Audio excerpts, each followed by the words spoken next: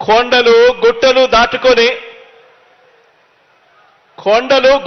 దాటుకొని ఏకంగా 672 కిలోమీటర్ల దూరంలో ఉన్న శ్రీశైలం ప్రాజెక్టు నుంచి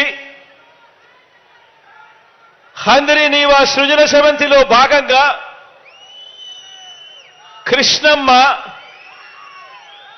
కృష్ణమ్మ కుప్పం నియోజకవర్గంలోకి ఇప్పటికే ప్రవేశించింది.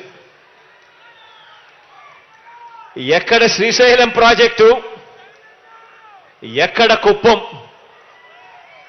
672 కిలోమీటర్ల దూరంలో ఉండి ఏకంగా 540 మీటర్ల ఎత్తు, అంటే 1600 అడుగుల ఎత్తు,